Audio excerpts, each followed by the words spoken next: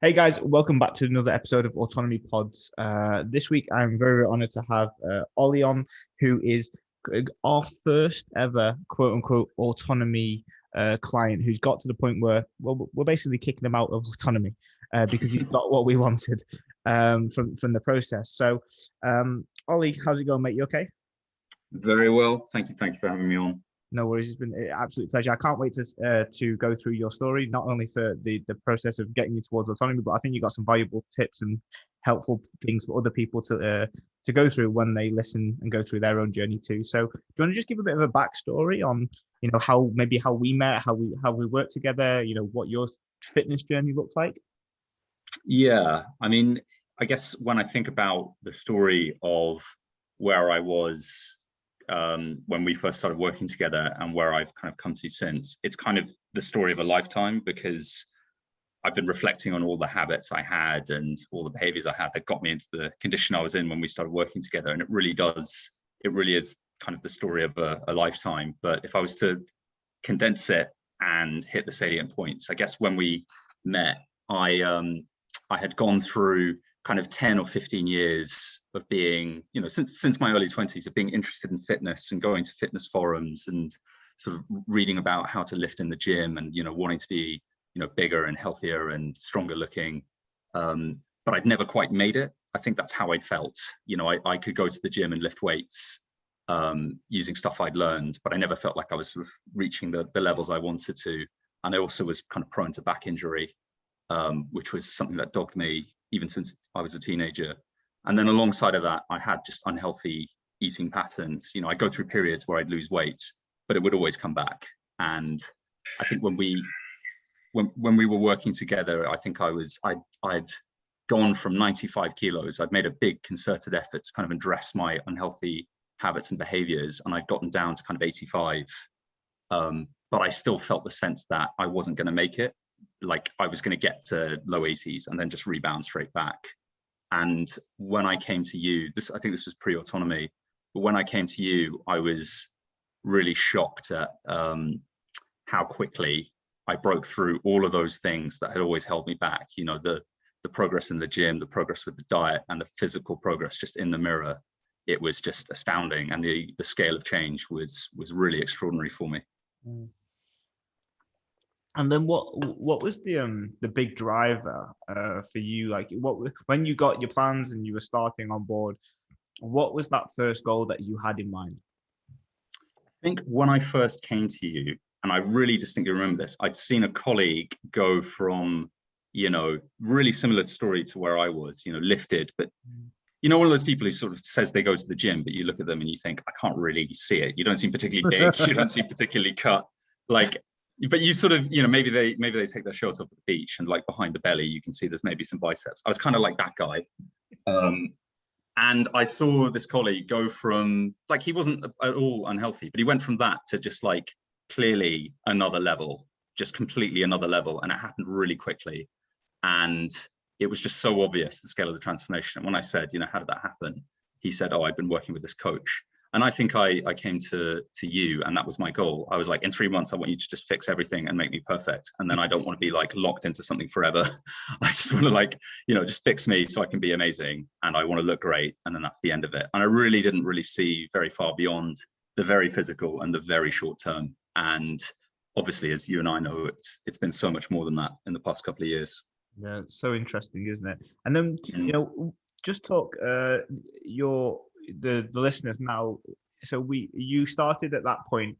Where are you now in relative to, maybe do it in two stages? So you did one big jump down, and then where was that? Where did you get those end results at that point? Yeah, so if I was to talk about our kind of coaching experience, I think there was 2 periods of around 6 months each where we worked together. And the first time I went from kind of like average looking Joe, who was maybe about 85 kilos, I went down to a low of maybe 73, and then we kind of built it back to 75. And that took a really short period of time, only a couple of months. And then we kind of bedded that in for a bit. And then I decided I wanted to move on.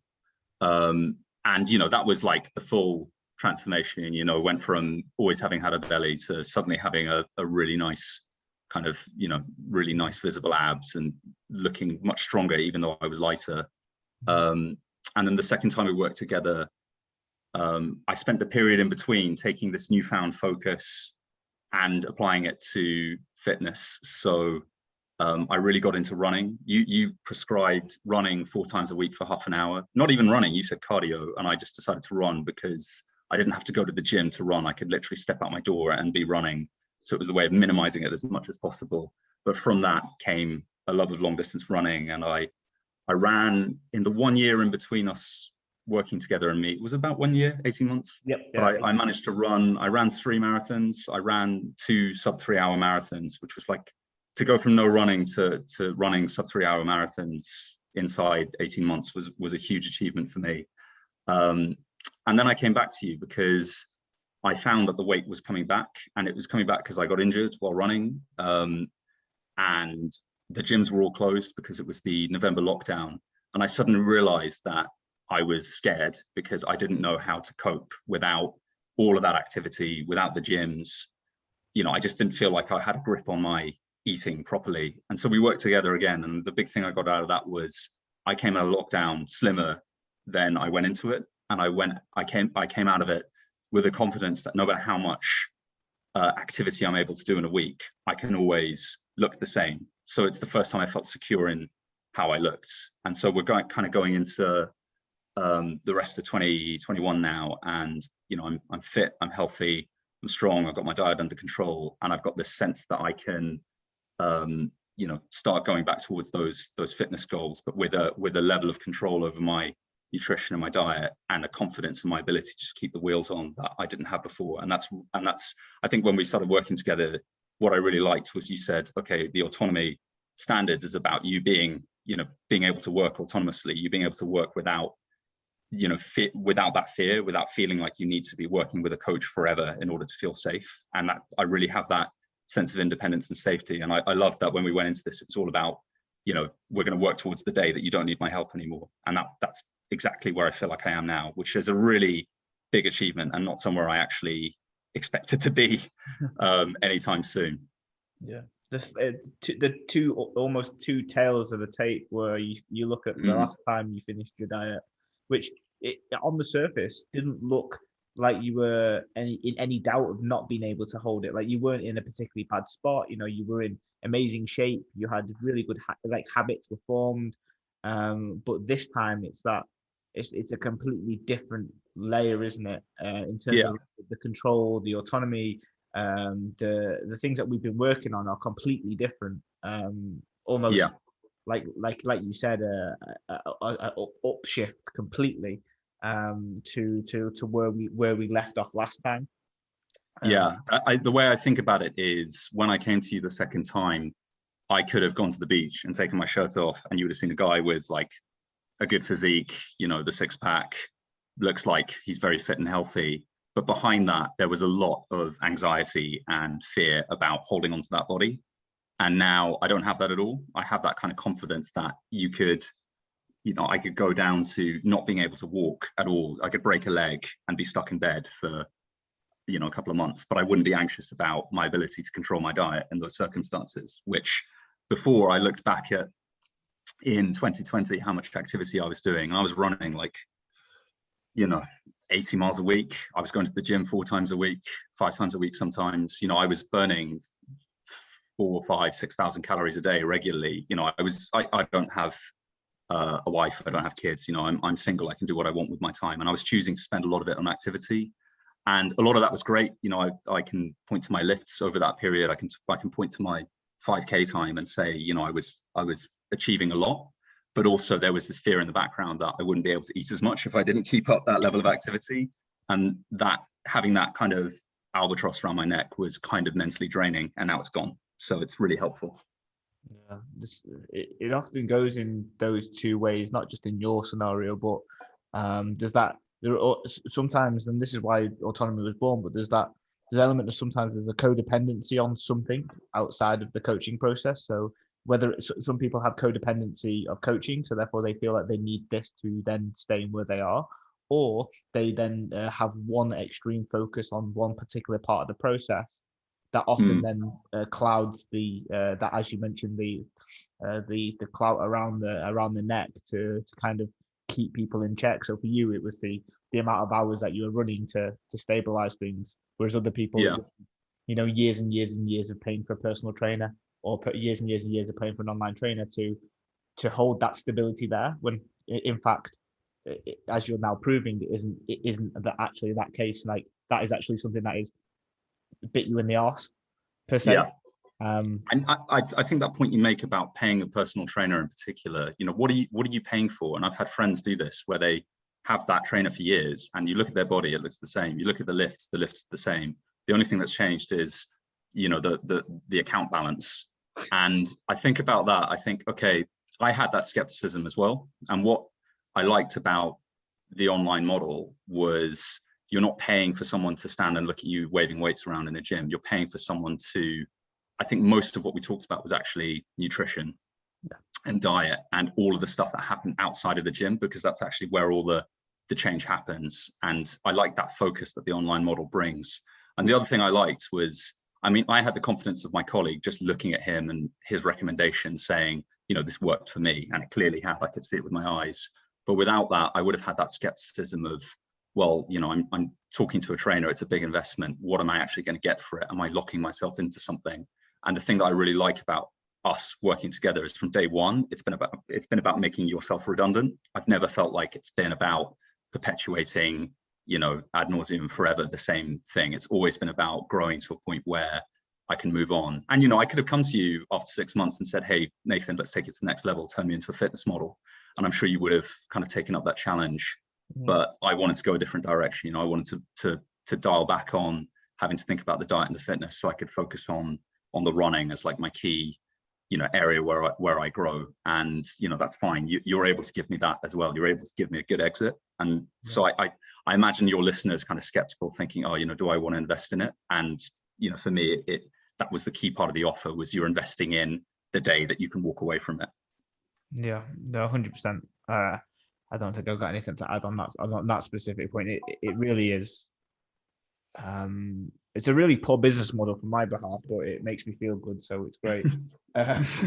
You can get people like me on to talk about the fact that that's what happens. So you can look people in the eye and say to them, it's about putting yourself out of a job. That's what success looks like. And I think that I look at a lot of trainers and a lot of gyms, and like I said, you think, how is it that you make this work for yourself? I know that some of them probably get anxious about losing clients. Yeah. And for you, that's kind of the point. That's kind of what the message of Autonomy is. You want to give people that independence. You want to offer that to them, which I think is really positive. Yeah, I guess if you take it out of the scenario, you put it into something like, let's say you're learning a new language. You wouldn't pay someone to continue to learn the basics over again with the times table or the numbers or the conversational stuff, the beginner level stuff. You wouldn't pay people for years and years and years to still learn the basic stuff, because that's effectively what, in my opinion, everyone should have a level of knowledge around nutrition to be able to make a informed decision in all scenarios, and also then be able to create structure, routine, and order per se within something that they're going to consume 3 to 4 or 5 times a day. It's an essential part, and a lot of people liken it to finances. Your body is the only thing that you really carry around with you all at all time. Whether you have £100 in the bank or £1 million in the bank, there's proper unhealthy and unhappy millionaires, billionaires, and people, but they're also very, very happy and fit and healthy people that have £0 in their bank account. And I think that it's a universal thing that if we can get right, and if we can create something like this where everyone has those quote unquote basics, which are not so basic. So as everything, the basics are normally the hardest to follow through and be consistent with, is that people have the ability to have this by themselves and don't have to utilize anybody else for the basic stuff. And if they want to, let's say, I use it as an analogy where, let's say if you wanted to go and learn advanced Spanish, then maybe you go and seek some advice on that. Or say, for example, now for you, if you want to go and get a specific running coach or someone that is tailored towards that specific niche that you're now going down, you can do, because you don't need the basic level anymore. And I would deem what I do, as much as that might sound rubbish, it is a basic level.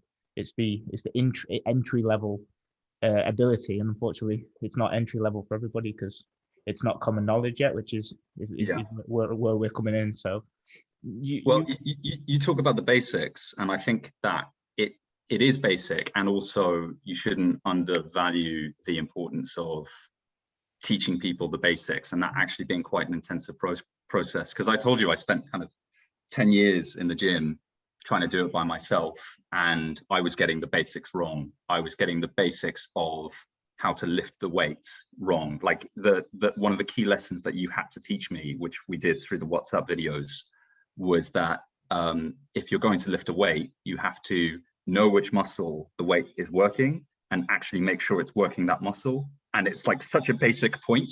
Like, why are you even in the gym if you're not getting that right? And yet we needed to break down a lot of the lifts and get that right. And I needed help to get that right. And I've been getting wrong for years. Ditto with the basics of how much you're consuming. I was eating more than I needed to and more than I thought I was, like two really key things. Yeah. And you had to actually coach me through, okay, get a scale once a week, take the time to do this. And even the basics of when we started working together, you gave me a program, and it was 4 days of lifting a week. So 2 upper sessions, 2 lower sessions, and 4 sessions of cardio of half an hour each. And we also had a step target for walking. And I looked at that and I just thought you were insane. I was like, this is the most activity anyone's ever done in the history of fitness. This is way too much. And you've put me on 1,800 calories, and I'm 6'1" and I'm such a big boy and I need so many calories, and this isn't enough. And you actually had to teach me the basics of what I was capable of, because I didn't even know that. And within 4 weeks of doing that, I had a 6-pack. It was like overnight. Like, you took the reins and you were like, no, this is the basics of what you're capable of and how to do it. And it was like overnight. And that was my first experience working with you. And it was humbling to see how badly I had gotten it wrong just by myself. So there's a lot to say for just putting time into learning those basics, because that's kind of where it all happened between you and me. That's kind of where the victory came from. Yeah, but to be honest, the key and the secret to all of it is that it's like Pareto's rule. It's like, focus 80% of your 80% of your efforts on 20% of the outcome or whatever, and you'll get a lot larger the benefits. So like, I butchered the quote, but you get what I mean. Is that in anything you do, if you put 80% of the effort into the things that matter, then you're going to get the rewards. And I think that's the probably case in point of the traits of like successful dieters or successful people that go through this process, is that there's so many things that you could focus on, but when you dial back down to what really matters, if you get those 3-4 different points, how much do you move, how much do you consume, how do you lift, if you answer those 3 questions, I think you'll never have an issue. And that's the basics that are not so basic, that are really hard to be consistent with. But you're definitely right on all of those. As you now move into the scenario, you mentioned a lot about now moving forward into your performance. So now that you're at a position with your nutrition, and we've mastered this body weight, which we'll go on to talk about in a minute. But what is it that you've learned now from a nutrition perspective and training that is now going to carry with you forwards when it comes to improving your performance? Yeah, I think the words that come to mind are flexible constraints. I think that's when I think about nutrition in particular, that's the thing that really stands out, because we had to work for a long time to work out what were the exact rules that would work for me. So I knew that I couldn't just freestyle it every day of the week, because inevitably calories will leak in from every direction, and then I'll just end up gaining weight and starting to look away I don't want to. At the same time, I knew that I needed a certain amount of flexibility, because living kind of by rote every single day of the week doesn't work for me. And even when I kind of open up the diet a bit, there still needs to be a plan. There still needs to be a rule in place. It's not that we're kind of tearing up, it's not a cheat meal. It's something that we often talk about. You're not cheating on the diet. You're not because you're still within the realms of the diet. It's not this kind of dirty, sinful thing. And, you know, as soon as you start to slide towards doing a bad thing, you think, well, you know, I'm just going to do as much of the bad thing as I can because I'm a bad person now. You know, it's such a negative framework. So we had to talk about a way, how can I always be on plan, but have days where the plan gives me more freedom to kind of make ad hoc choices, but still be in a safe zone and an okay zone. And where we came to with that, which, you know, something that works really well for me, 5 days a week, I've got everything planned and weighed and measured, and I do it all on a Sunday. I do the cooking, the meals all sit in boxes in the fridge and the freezer, and it's like there's zero friction between me and the right decision. You know, I can go to my fridge and reach inside, and the thing I should be eating right now is sitting waiting for me. And that is a way of keeping me on plan all the time. And every day, you know, I have some flexibility, perhaps. You know, I can eat whichever vegetables I want. So I can go to the supermarket and buy some random vegetables and eat 200 grams of any vegetable at meal times. And, you know, that gives me a little bit, you know, I'm not just eating steamed broccoli every single day. So, you know, we worked that out, we negotiated it, we tracked the effects on my diet, and we said, okay, you know, that's okay to do. And then within that, twice a week, I'm able to have a little bit of flexibility with lunch and dinner, but we still have rules in place. You know, I eat one plate of food at lunch, and it can be any food, but there needs to be one plate of it. And at dinner, I can eat 2 courses. There can be, you know, 1 plate of anything for the main meal and 1 plate of anything for the dessert or the starter. But there's still like those limits on it. And the reason those are important is because if you just sort of say, have a cheat day, do whatever you want, I will go and I will go to Papa John's and I will buy the Papa John's. I will, you know, have every single fast food at every takeaway while walking down the street. You know, I will take that freedom and I'll just abuse it. And what was great for me was we found a balance where we were able to say, this gives you a way to let off that pressure and just feel that freedom, but it's not going to impact your body. It's not going to take it a place that we don't want it to be. It's not going to impact the diet. And we can see the result in the scale because we're always measuring that. We're always monitoring it.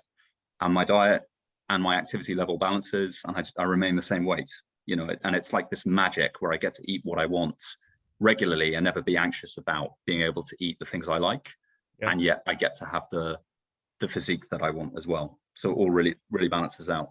Yeah, and I think for you, the couple of points there. One is that, you know, for you, the structure during the week, because of how busy you are and how many things you've got going on, which is often the balancing act. And most people, like you have a very, very busy lifestyle. So the automatic behavior of the food prep just works very, very well. You know, obviously, if you had more time, you would need to do 5 days worth of cooking in one go, but it works for you. And you make that, like you said, the friction is often the disruptor for most. And like, if you know that you've got weekend variability coming up, which you still have flexibility in like the food choices that you have, like sometimes it's we'll probably speak about in a minute, like the different meals that you have during the week and the seasoning sauces and all that type of stuff is maybe different, is that you get to have this blend of, well, during the week I'm working anyway, and it needs to be there, low friction, high automation, so that you can just get it done and get it dusted and get back to whatever you're doing. And at the weekend, when you have more thought process, you then able to enjoy the fruits of social life, whenever that is, and be able to enjoy, you know, food for what it is. If food is an emotional thing, it is a comforting thing, it is a very, very enjoyable experience, and we shouldn't take that away either. So having that blend of the two is often the balance that people try and find, that often they mistake because they try and have either too much flexibility during the week when they're super, super busy. So that friction is super high to making salad or to making a cooked meal. And then alternatively at the weekend, they become too laissez-faire. And then the blend of the two never really balance. As you mentioned, it's that balancing act. Yeah. And I think about like what healthy eating looks like for a lot of my friends. You know, they'll eat salad 4 days a week. Friday night, maybe this is pre-pandemic, but they'll go out for cocktails. They'll eat terrible food in the evening. They'll wake up on Saturday, you know, they'll have mimosas to pick themselves up. They'll have a Sunday roast, and then they'll be surprised that they're gaining weight because they ate salad for those 4 days. And it's like, actually, you know, you're not striking the balance there. You're kind of just, you're allowing yourself to be taken off plan because you get to Friday and you think, I'm so sick of salads, I'm going to go out and have a few drinks. And then that leads to a cycle of like being hungover and treating yourself, which isn't helpful. I think the thing that I learned from working with you was that, so I haven't said much about myself, but I'm 34. I'm a management consultant, but before that, I was doing political communications, and it was those kinds of jobs that, there would be peaks and troughs. It was really difficult to predict how busy you would be and when.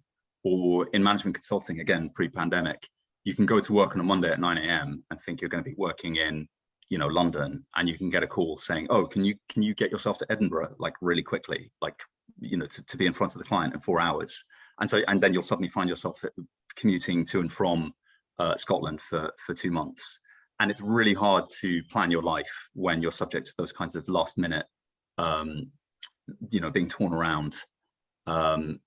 But the thing I learned from you is that you can always systematize stuff in the background. Like, there's a lot that you can't predict, and that's hard, but I can predict that I'm going to be free on the weekend, on a Sunday, in the early afternoon, and I can build around that the time to make those meals. And this, so with travel for work, there are ways to make it work, even if you have to cook the food and keep it in a cooler bag in the boot of your car. There are ways to put these things in place, and it takes practice and it takes time, but you can build that structure in even when it feels like the rest of your life is out of control.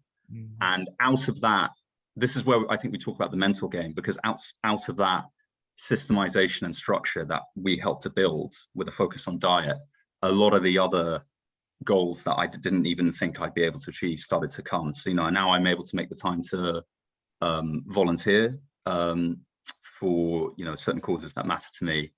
And I'm able to, I think the really key thing is I'm able to make all of the time for the running.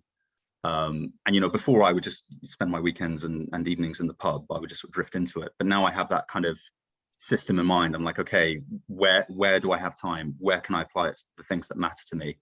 And yeah, it's a bit of a pain in the arse, but once you get in the habit of putting this time aside, and systematizing where you're going to do these things, once you start planning it in and get into the habit of doing that, you'll be amazed at what you can achieve. And for me, the marathon times, the 10K times, the 5K times, these metrics that I follow as sort of a measure of how much I'm achieving at things I care about, all of that became possible because you and I were early on working on, this process of how do you add that structure to your life. And out of that structure has come so many of the things that I've achieved in the past few years, beyond the body, beyond the kind of looking nice in the mirror.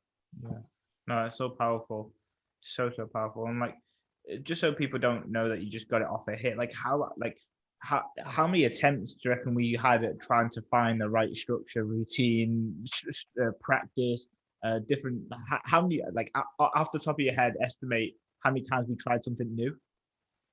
Oh, I've lost count. I put it another way. We worked together since November, I think, or December 2020.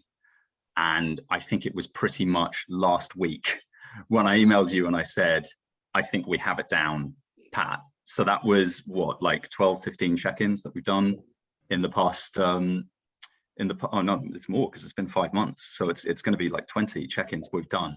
And every single week I think I was reporting to you, hey, you suggested I have this rule and it didn't work and I ate a bunch of stuff I shouldn't, or, I don't know from your perspective, but it felt like every single week I was saying something's gone wrong and we had to address it and say, okay, we're going to try something new. So it didn't come easily. And to some extent, it kind of has to be trial and error for everyone, because the shape of my life and what I'm trying to do and the limits that feel right to me, that feel natural to me, take a lot of practice. And I think it was me who suggested, hey, let's have 5 really tightly planned days and then 2 days where I can kind of do what I want within constraints that we designed. And that took 5 months for us to find that. Yeah, it's kind of a loaded question, but like that's what I wanted to, it's great, the fact that you have that, and every week was a trial. There was something new going on, and I think if a lot of people fall into a coaching process and expect that to be perfect. So hopefully you can see from Oli's journey, the listeners, is that he's achieved amazing things, but things weren't perfect, far from perfect. Like there was stuff that every single week that we were having conversations about, that it was like, okay, where do we need to improve? How are we going to improve this? What's the next steps here? Do we need to pull back? Do we need to push forward? Do we need to flip what we're doing at the weekends? Do we need to ask ourselves different questions to get different answers? There's Yeah. everything that was possibly going on was going on every single week. So it is a transient, like coaching is transient.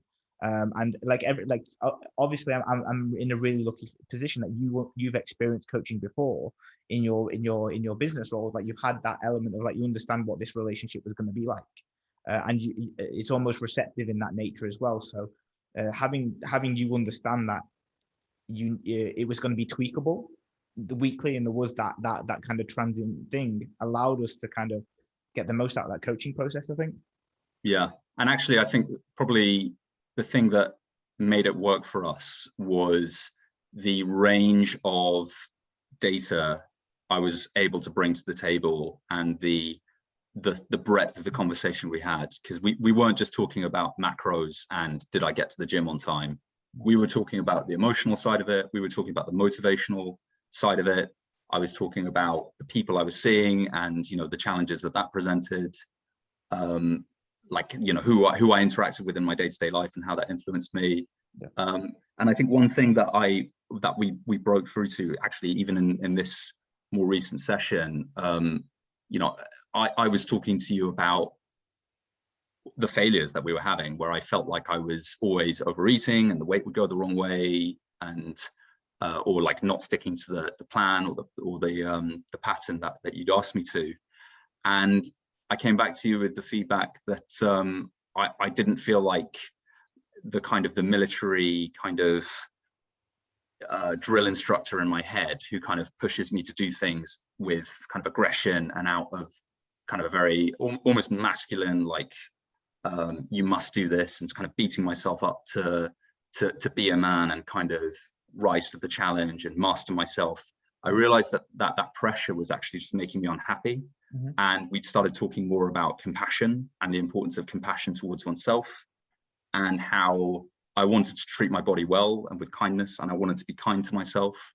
And what I think surprised me was, I thought the point of a coach was to motivate me in that drill instructor type manner, and I look at Instagram and all the fitness models and athletes who sort of talk about their drive and the work they put in, and no mercy, and eyes on the prize. And actually the way to success for me was very different. It was to treat myself with compassion and to be compassionate to myself when I was under pressure or felt like I was failing.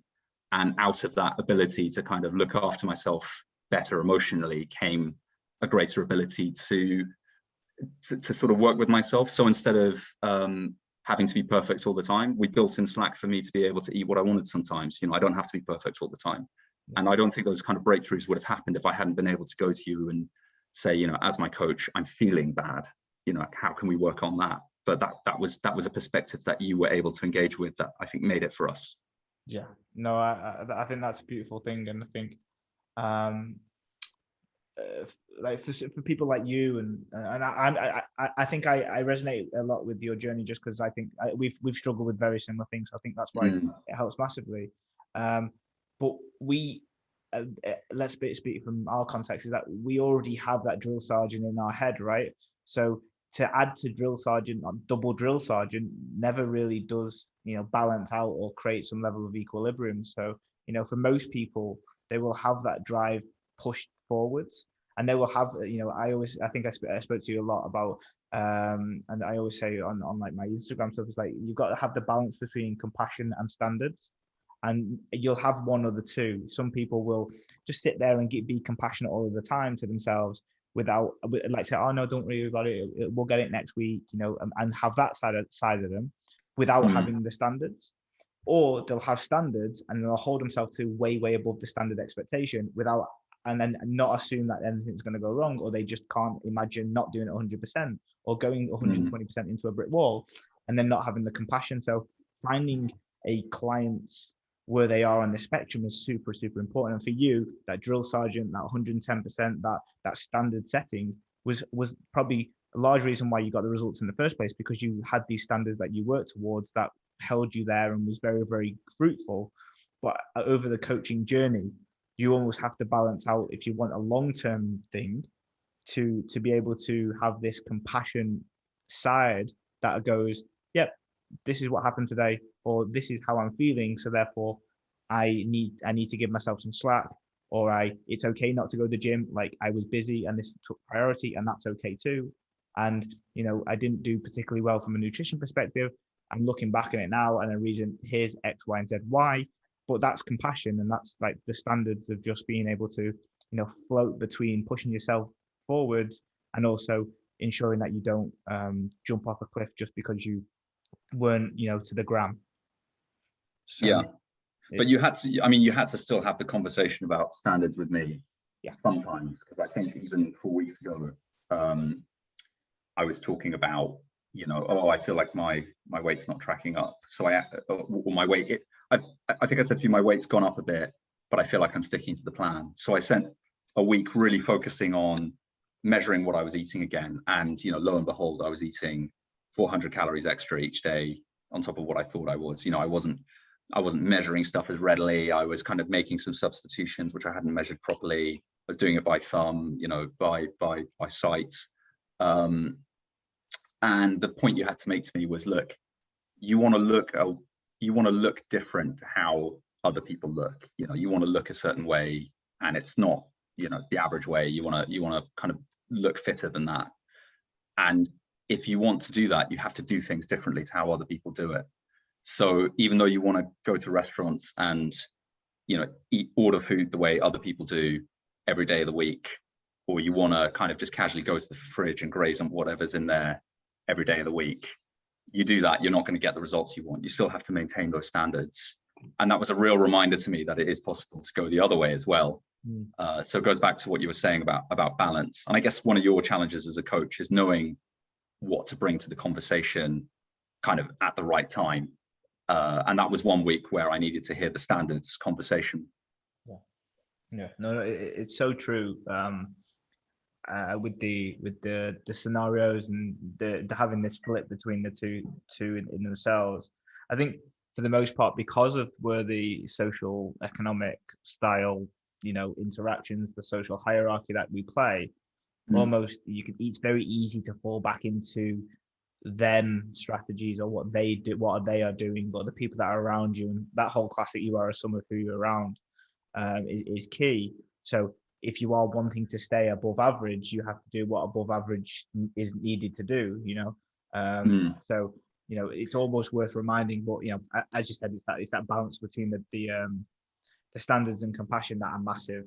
I just want to sort of flip on to something that is a little, I guess it's a different topic. So when we spoke and when we worked together the first time, you come down from 90 plus kilos, and then obviously you settled down at around 75 where you sit today. Talk to us about the difference in choices and behaviors in social environments from being the 90 plus kilo dude to now being that 75 kilo dude. I think this ties directly on from the conversation about standards and compassion / emotions, because one of the key things that comes to mind is I had to learn how to navigate discussions about food with the people around me. And that was actually one of the hardest things. It's when you start doing things differently, you have to be prepared to hold a line. So you're in the pub, everyone wants another round, you want to drink water because you don't have the calories for it. People will say stuff. And I had to go to you and say, what do I do? And the answer was, well, you consume what you want to, and you tell other people that's what you're doing, and you hold that line. But you don't feel like you have to crumble because other people kind of have feelings about what you put in your body. And one really hard one was, when other people cook for me, I always felt terrible about not eating everything. I felt like it was a sign of real disrespect. But again, one of the things we discussed was, well, you have to kind of be prepared to waste food. The food isn't any less wasted just because you put it in your mouth, and you don't love that person any more or less just because you ate their food. You have to be prepared to show other ways of caring about people. So these were kind of changes that I didn't really expect, but were really, I can't stress how foundational it was to be prepared to eat what I wanted to eat and not what other people wanted me to eat. So maintaining those standards and handling the emotion of it. But there are other more basic things as well. So one thing is having a plan. So every day of the week, I know I'm either on the stricter version of our plan, or I have one of those days where I can be more flexible, where I eat, 1 or 2 plates of food, depending on which meal it is. And if it's the former, I will go into that, with a really clear macro content in mind, the amount of protein I might want to eat, number of calories I want to eat. I will research the menu in advance if it's a restaurant, and I will go in and I will eat that. And that is the only thing I will order. And it's that simple, just go and execute your plan in that environment, and be that directed and clear with myself. But if it's a day when it's more flexible, if I decide to use one of those kind of vouchers I give myself every week to have a more flexible meal, I'll go in and I'll eat whatever I want, any part of the menu, go nuts, but there's only one plate. And that for me is a really good rule that I find it easy to stick to. And I think you said that you have another rule where you might eat a protein and a carb, or a protein and something that's fatty. So you have like potential variations on this rule, but there's always a limit somewhere to keep you boxed in the right zone, so that you don't just go completely nuts and totally blow up your calorie budget, because that's when the metrics start to go the wrong way in the long term. But those are probably the 2 key things: coping with other people's views on it and having a plan. And really, we were talking about the basics earlier. Just having a plan was enough. Yeah, 100%. I firmly agree that if it just applies a little bit of thought in the right direction, you can shape a whole different scenario. You become, instead of being passive, you become active, and you're able to. It applies that conscious competence side of things, where you're a little bit more intentful with your decisions when you get there, because well, you've decided what you're going to do, and for the most part, people don't see, because they're not that aware, which is okay. Is that they don't see what forces are acting on them. So is it your best friend that's across the table, and you normally get whatever they get, but they're getting a large Domino's. You get a large Domino's, just reciprocates that. Are you with people that are the 10 pints Billy type of guy? Well, then you reciprocate that if you're one that likes to be within that drink for drink scenario. And for the most part, you will be the sum of the people who are around, unless you go into it with a plan, a little bit more consciousness, and then deal with the ramifications, which will come. And they're ramifications of the short term, which are people asking you questions, or people saying to you, "Oh, why are you doing that?" Or aren't you normally, you normally pick the biggest thing on the menu, but now you're picking a salad, or like you're picking a normal sea bass. You never pick sea bass when you've been out with me before. It's always been the dirtiest thing on the menu plus dessert. These will all be inevitable questions, because you are changing the environment. You're changing what people think about you, because they're so used to you doing the same as them. And it's always that contrast, and you will get that initially, and that's always going to be the case when you change something about yourself and people do notice. And like you said, it's that understanding the dealings of what that means. So if they make a comment, is that a reflection on you? Is that something that should stop you in your tracks? Is that something that hurts you directly? Some of the comments that people make, especially depends on what culture you're from, will be quite hurtful and quite cynical. And it will change the way that you feel emotionally, and as you've had a few of those, right? And we talked earlier about the basics and how simple it is, calories in, calories out, and yet I needed to work with a coach to really get that. So you're trying to make differences to your lifestyle to achieve things that you've not done before, and then suddenly other people who don't know the basics of how food works, of how exercise works, weigh in their opinions. You have to be able to shed them off. And part of it for me was recognizing that they didn't know a lot of the time what they were talking about. And I really got this with running, because everyone will say, "Oh, you've really got to be careful with running. It'll hurt your knees." And any activity is capable of injuring you. Or barbell training, you'll hurt your back.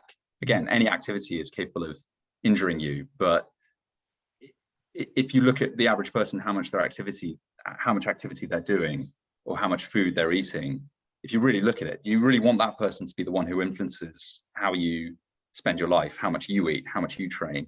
Because a lot of people It's funny, like ever since I had this kind of transformation, it's like abrupt kind of massive transformation, I get a lot of people now asking me, suddenly they'll come back to me asking for advice, or they'll sort of talk about their routine, hoping that I'll sort of say that I approve of it, because they've sort of seen that it works for me, and they're like, oh yeah, this guy, you know, he's got a good physique now, he's kept it, you know, I'll talk to him.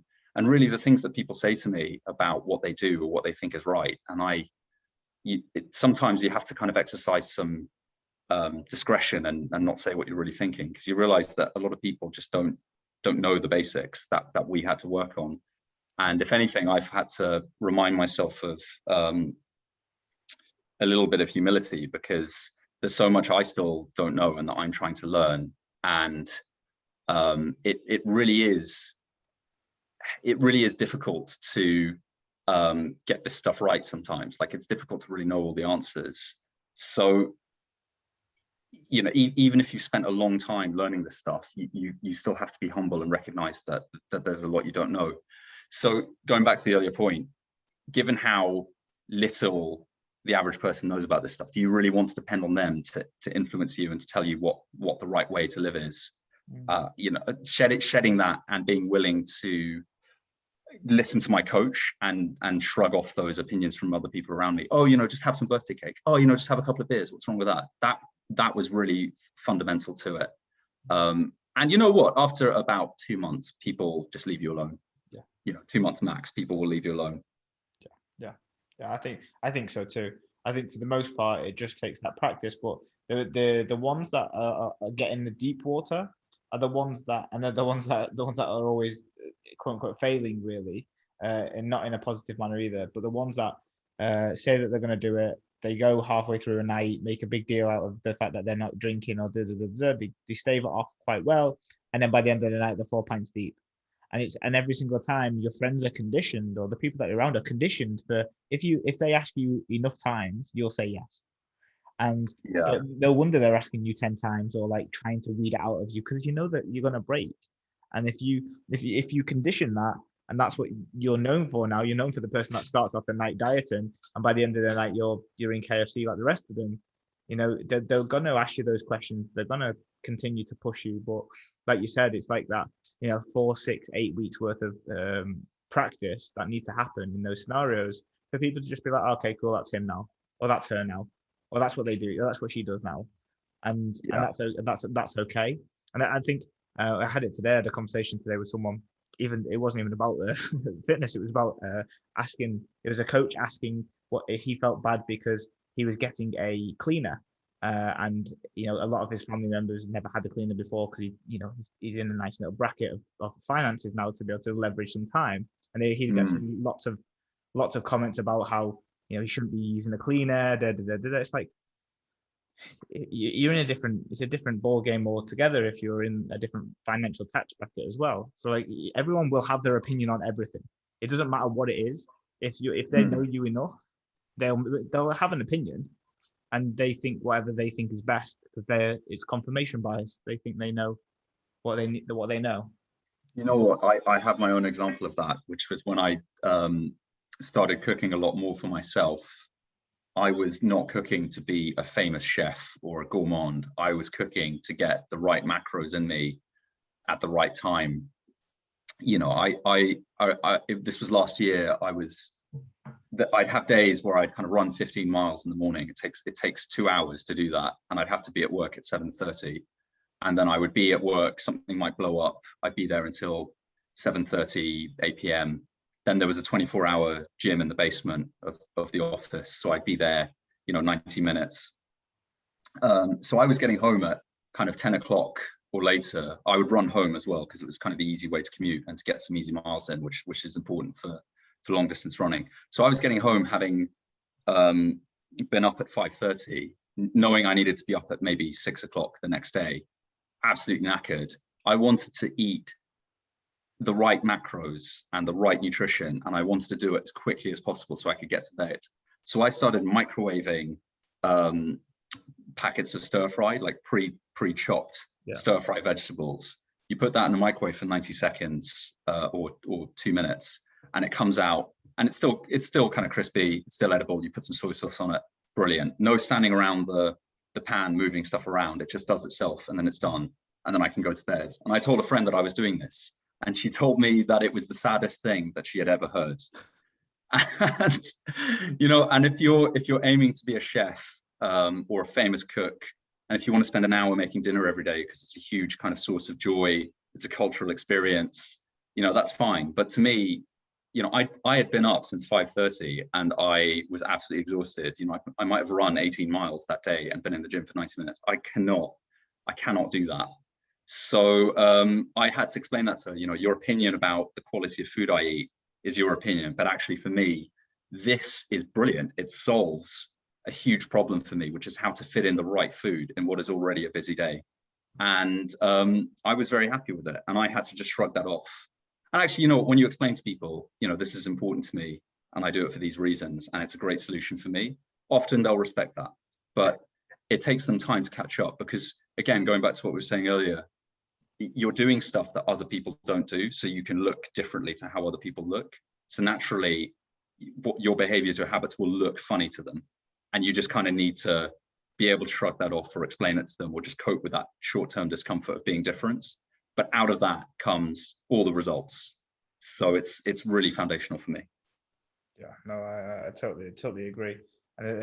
What if they say firstly comment, second by the end they're following anyway. So, and it's always that context as well. Like, a lot of people listening to this may be like, oh, I'm not going to stir fry my veggies in the microwave, and I'm like, you don't need to. If you're not working 5:30 or you're not getting up at 9, whatever, you don't even need to do it. Even if you are doing that, that's working for you. But that's as we spoke about, 20 weeks of trial and improvement.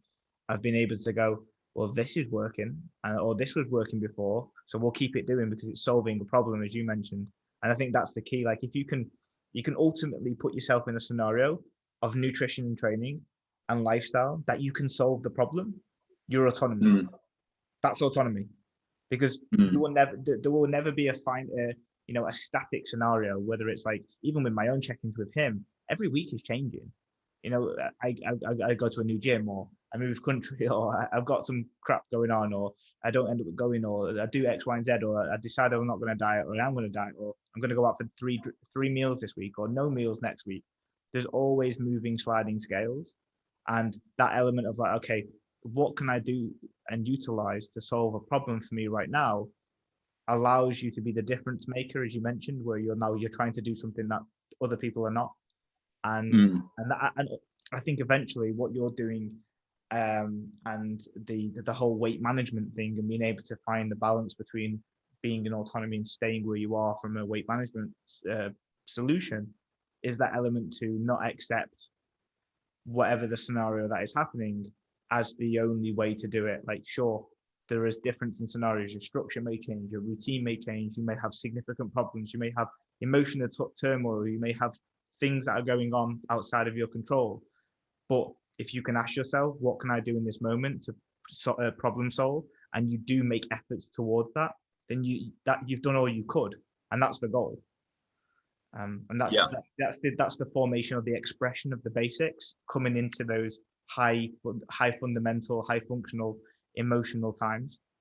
We had a similar conversation, actually. I guess this is another hack for the listeners, but one life hack that you told me about, which worked really well. I found that I was struggling with compliance because I felt like I was eating the same thing every day, but I didn't have time to make kind of more interesting sauces or more interesting, more varied, variations on my chicken and rice because I was already squeezed for time. And you told me to just use jarred sauces. Just buy a few jarred sauces, keep them in the fridge, microwave or quickly heat up a small portion of it, and then put that on whatever kind of base I'd already made, the chicken and rice. And that way I kind of got more variety without losing loads of time. Now, I had a second conversation with an entirely different person who once told me that using jarred sauces was the saddest thing they'd ever heard in their entire lives. But actually, it was a real solution for me. It helped me stick to the diet. It helped me add some variety. It didn't eat up any time.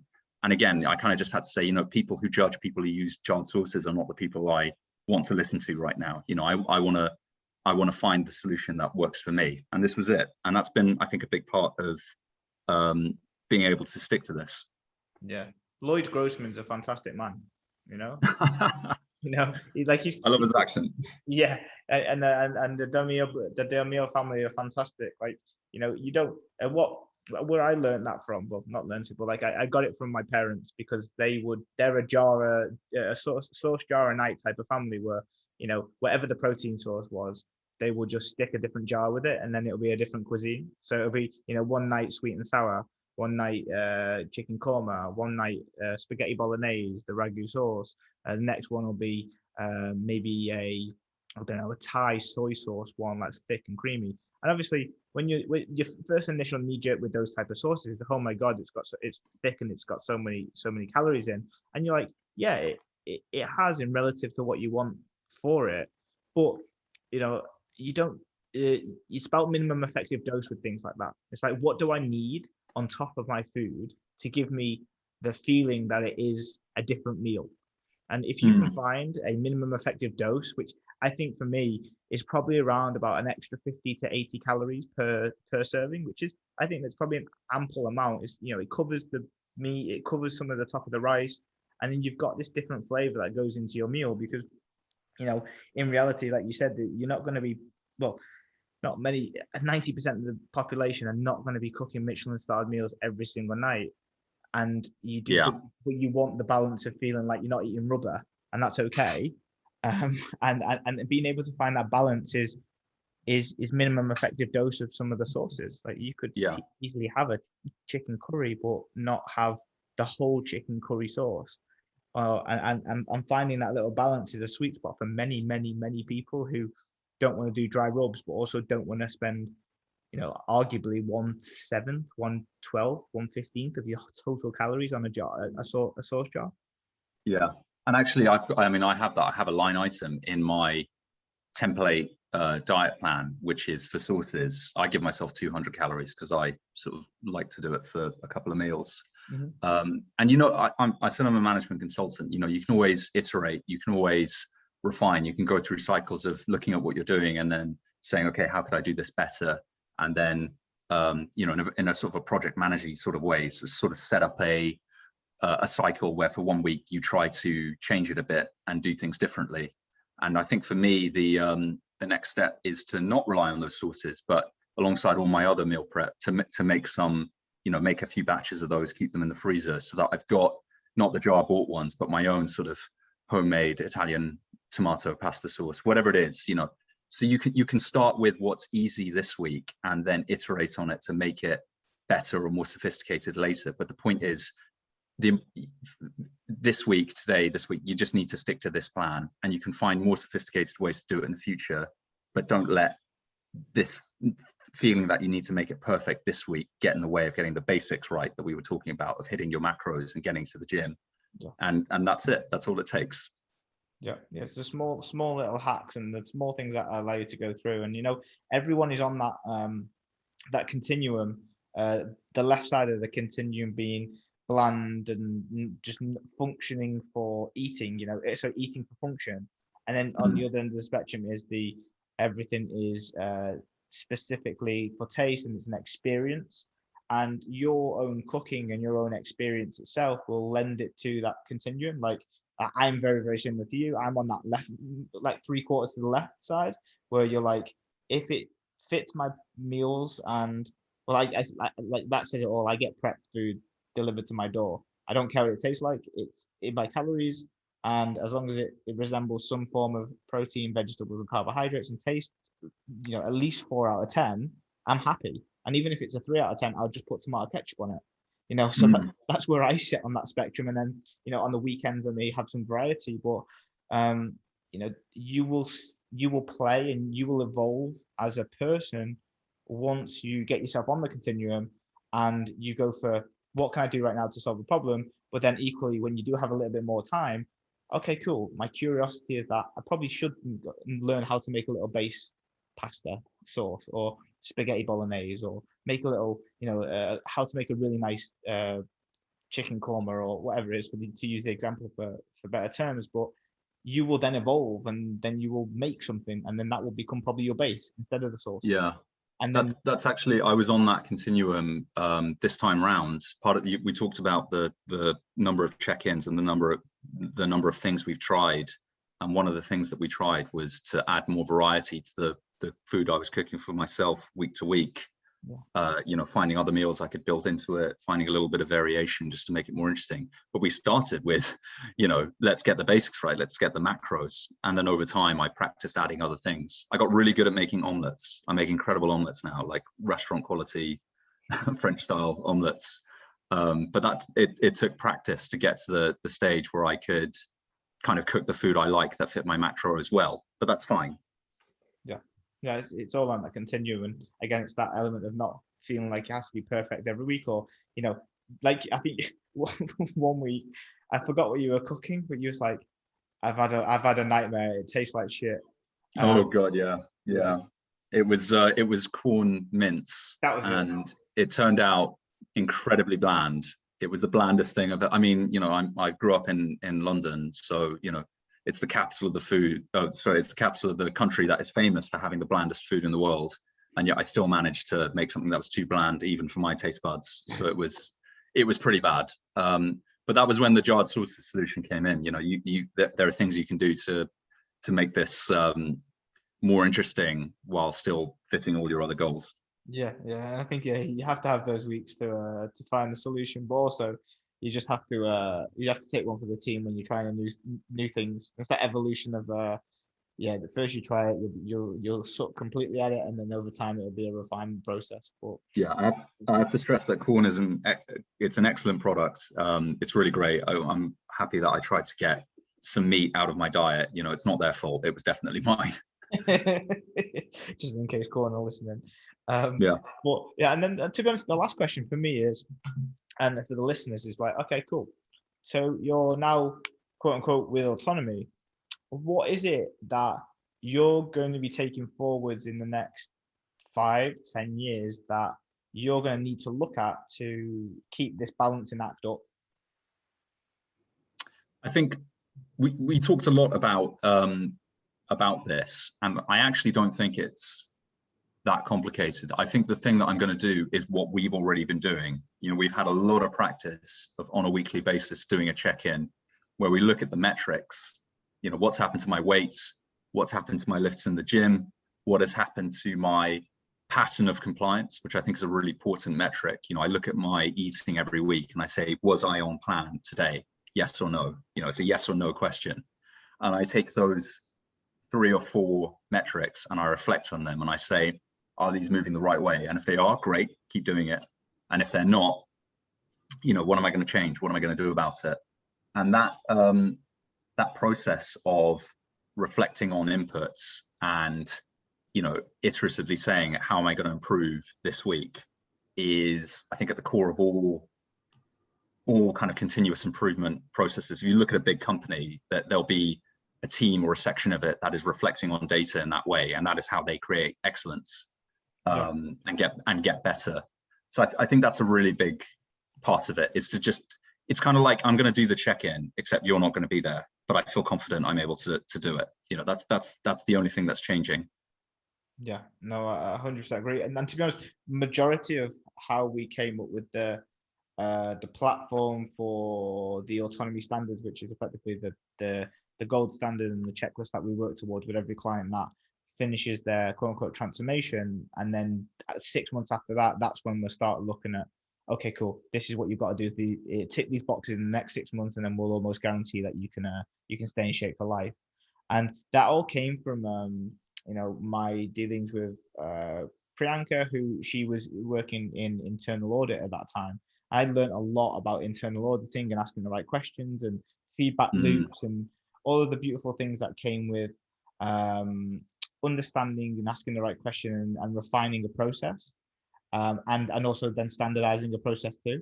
So being able to look at the fundamentals of nutrition training, lifestyle, the check-in process, all the things that you gain from the process of having a coach.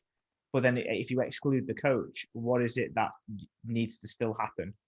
And like that, even if we round up everything that we've spoken about today, standards, compassion, check, the checking with yourself and make sure you're asking yourself the right questions, how your social event stuff, solving problems, they all come back to a period of assessment and a period of reassessment and refinement. And if Yeah. you don't have those, it's almost like, putting eggs on the stove on the omelet and just guessing when they're going to be done when you can't see them. You're going to overdo them, or you're going to undercook them, or you're going to leave them 20 minutes because you don't know how long they're going to take, and you'll burn them. It's very similar to that, in the sense of that if you do not reflect often, you'll be veered off course massively. And what's the whole sentiment about like a boat? You've only got to go 1 degree to the left, and it'll end up in a completely different country, time and time again. Yeah, and that's the value of the check-in, is you catch that 1 degree of deviation early. And I think it's really interesting that you mentioned audit, actually, because I work for one of these firms that provides that kind of service. And it's not my day-to-day, but I've done it myself in the past. I've been involved with audits of different types, and what I like about that language is that it's about risk. That is what audits are about. They're about identifying and being able to say that you've mitigated risk. Mm-hmm. And there's the risk that you will drift off track, or there's a risk that you won't meet your performance goals. And you look backwards to say, okay, how do I know that that's not happening? Well, my lifts are going up in the gym, so I'm confident I'll meet my performance goals. My weight is the same, so I'm confident I'm not going to lose a grip on my physique, because the weight metric is in the right place. But you're also looking forward. What is the risk that this might go wrong in future? Well, I've got a friend's birthday next week. What am I going to do about that? So it's not just about looking backwards. It's also about planning for next week and the week after that, and saying, how am I going to cope with that? And I didn't mention that before, but I think that's going to be a big part of my check-in as well. What's happening this week? I'm going on holiday. How am I going to manage that so that I stay within my boundaries but still enjoy that holiday? That kind of planning is just as important as looking backwards. Yeah, no, 100%. That risk is massive. And it's always on at that continuum, right? So let's say, for example, with you may be on a continuum of maybe, let's say the continuum is 0 to 100. You're on a continuum of risk at around about 80%, because your risk is kind of higher because of the where you want to sit daily. Like if you want to be in this position where you've got these abs and you look fantastic, and you that's where you sit, right? Like we said, if you have to do more than most people because you want to stay in that type of condition. So your risk is higher because you've got more to lose if it goes wrong. Whereas, let's say, for example, over time, these elements like these social events, you could afford not to check in with yourself if you didn't have a high amount of risk. It doesn't need to be controlled too tightly. It doesn't need to standardize too much because there's a small degree of risk. So therefore, you could veer off course a little bit and be okay. That's going to be someone like, for example, to bring it back to body comp, that's going to be someone that doesn't particularly care whether they're 70 kilos or 75 kilos. They're okay between the two. They're absolutely fine. But the more refinement or the higher degree of pressure that you apply to your body composition or goals, or the where you want to sit, the more you do have to kind of assess, reevaluate, plan, proactively put plans in place to navigate that. So you always have to sit on that continuum. The higher the risk. So if you're wanting to stay, let's say, for example, if you're wanting to stay with veins on your abs, you have a high amount of risk going to a social event or having a weekend away or having a week away, where that could jeopardize that particular position of things that you want. Whereas if you're on the other end of the spectrum where you don't particularly care about the way that you look, or if you gained 3 or 4 kilos, you wouldn't need to put a plan in place because you don't care enough, and that's okay. But once you find your position of risk in that middle ground or wherever you are, then that'll inform how much you do look after that weekly check-in, or how much you do let slip, or how much is standard and how much is compassion, and how much is problem solving versus letting it go with the flow. And you'll be a dictator in that. That's what the autonomy is. You'll be like, okay, I want to stay like this, or I would prefer to look like this. So here is my things that I need to do to stay there. And that will then inform your decisions. That will inform the way that you have an output on or an outlook on your week. It'll inform the outlook on your social event actions. It'll have the outlook on your training outcomes. And that's where you sit as an individual. And that's the beauty of it now, because the beauty is that you have that control of that continuum and that spectrum. I really love that model. I think that's really on point, that it's scalable to the size of your ambitions. And I think what I find most interesting about that, you know, we talked about standards, we talked about how my life changed from being, you know, the chubby guy to the guy I am now. And it's the fact that out of 0 to 100, you put me as an 80, which is just such an odd thought that you think I'm operating at that level, because in my head, I'm still that kind of schlubby guy. And I guess it just speaks to the scale of the transformation, that even after it happened for me very quickly, it happened in the space of 3 months, like, and it's been a couple of years, and it's still odd to think that apparently I'm operating at that standard, but people have to remind me, you know, like you have to remind me that I'm actually quite ambitious for what I want for my physique and the way I'm trying to maintain it. Or, you know, my friends have to remind me of that. Or, you know, if I go to the beach and take my shirt off, I have to be reminded, you know, you're actually trying to look in a way that a lot of people aren't. And that's still, there's no way of saying this without sounding totally immodest and like I'm absolutely full of myself. But it is kind of a reality that people remind me often that I look really different to how I used to.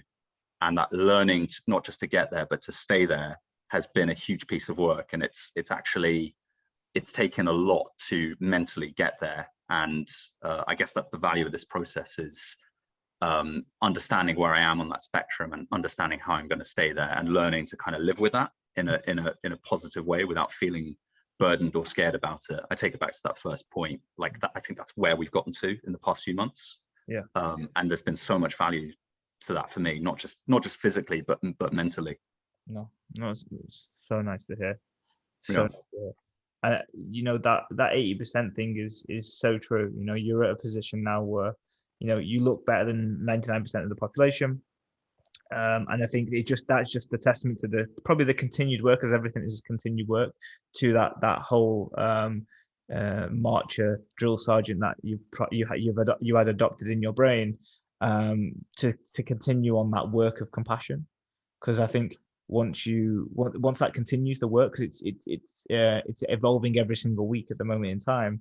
Once you get to that point where that compassion is now, you know, 50-50, you'll be able to appreciate the roses a little bit more, and appreciate the amount of miles that you run, or appreciate the fact that you're now, you know, you will be in shape for a year, or you held 75, 77 for a year, or, you know, that becomes 3 years, and that becomes, oh, I've hit some new goals.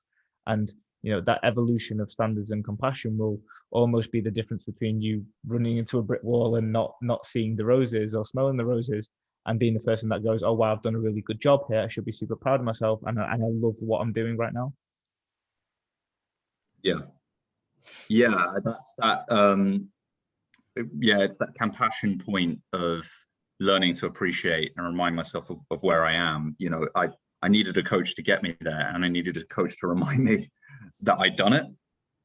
It's very odd to think about it, but that was a huge part of kind of what we got from the relationship.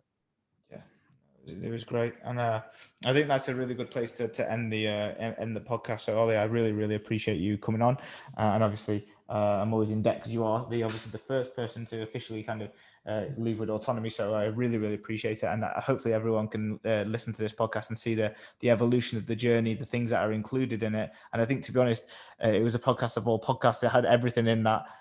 You know, we try and go from start to finish with people, so it's absolutely fantastic. So thank you very much for that. Yeah, pleasure. And I mean, I told you I'm a keen runner now. I don't think I'll ever actually be the first person to pass a finish line, so I get to be the first person to cross the finish line with Autonomy, and that's really meaningful for me. So thank you for that privilege. That's fine. I'll get you a medal. Send it through the post.